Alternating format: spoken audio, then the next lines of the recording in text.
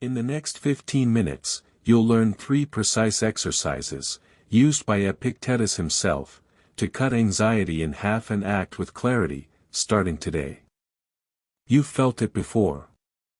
That tightness in your chest when an email goes unanswered. The knot in your stomach scrolling through headlines that scream chaos. The quiet dread that tomorrow might not bend to your plans. You're not failing. You're simply trying to control what was never yours to hold. This is the heart of Stoic wisdom, the dichotomy of control. Not a theory. Not philosophy for scholars. But a tool forged in hardship, tested in exile, and handed down so you might breathe easier today. Epictetus, born a slave in Hierapolis, crippled by his master's cruelty, knew control better than most. He didn't have freedom of body, but he guarded his mind like a fortress. And from that unshakable inner citadel, he taught one truth above all: some things are up to us. Others are not. Your judgments. Your intentions. Your actions. These are yours. The weather. Traffic. What others think of you.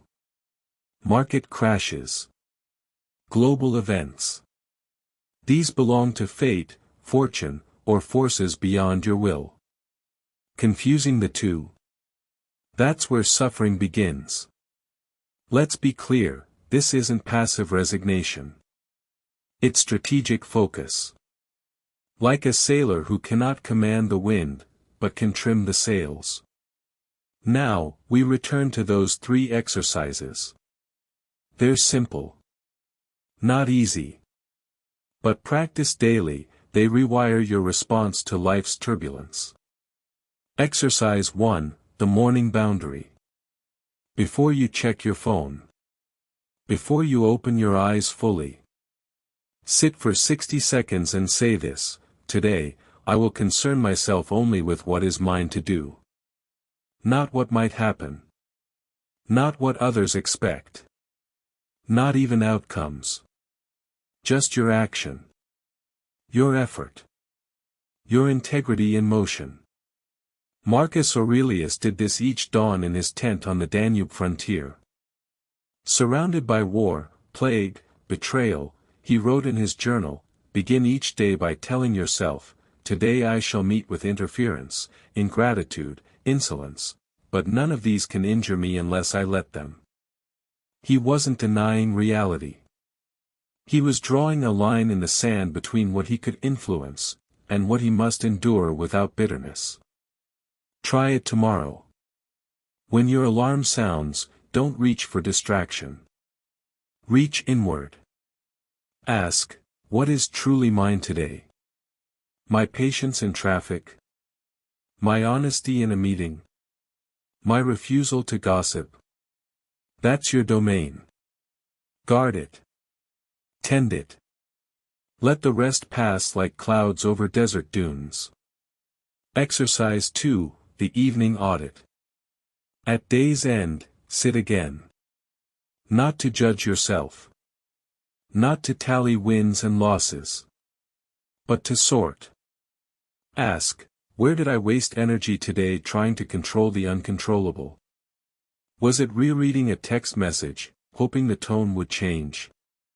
Was it rehearsing arguments with someone who won't listen? Was it lying awake, scripting futures that may never come? Now ask, where did I act with full ownership, regardless of outcome? Perhaps you apologized even if they didn't forgive. Perhaps you showed up despite fear. Perhaps you chose silence over spite. This audit isn't about perfection. It's about pattern recognition. Over time, you'll see the same traps, same anxieties looping. And you'll gently redirect your energy back to your sphere of agency. Seneca, advisor to Nero, practiced this nightly.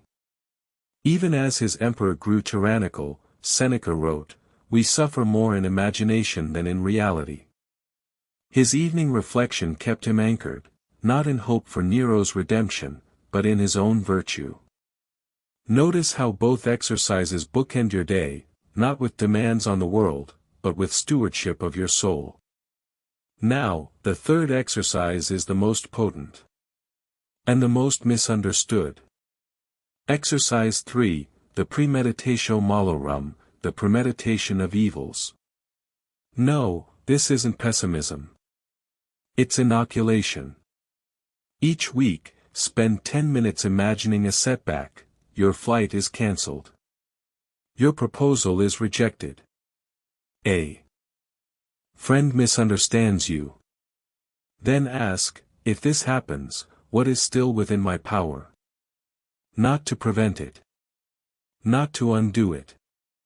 But to respond with grace, reason, and resilience. Epictetus told his students, when you kiss your child, whisper, tomorrow you may die. Harsh. Only if you miss the point. He wasn't inviting grief. He was freeing love from possession. By rehearsing loss, you stop clinging. By facing uncertainty, you reclaim calm. In 2026, this exercise is vital. We live in an age of hyperconnection and hyperanxiety.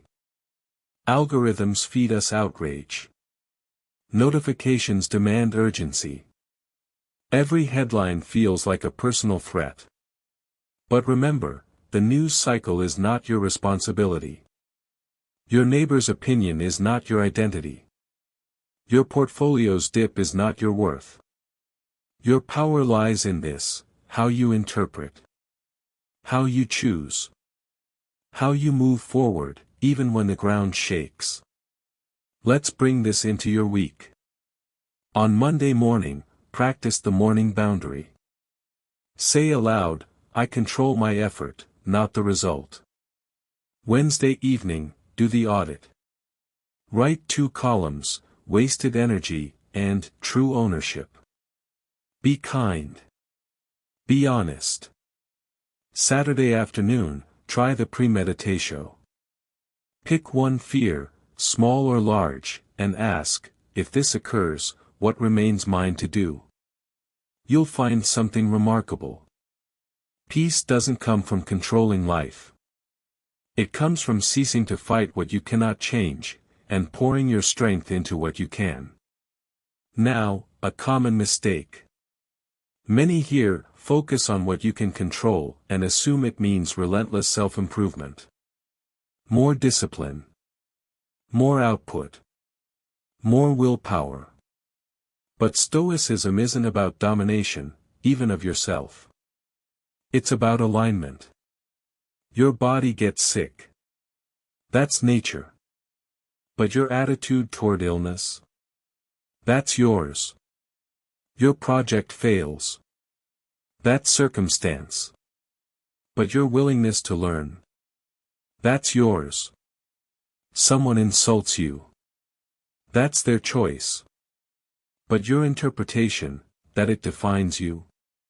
That's your error. The dichotomy isn't a ladder to climb. It's a compass to consult. And here's what we hinted at early, and now deliver: true freedom begins not when you master the world, but when you stop needing to. Epictetus, lame and enslaved, was freer than emperors. Why? Because nothing outside himself could shake his inner order. You don't need fewer problems. You need clearer boundaries. Which exercise resonates most right now? The morning boundary, to start clean.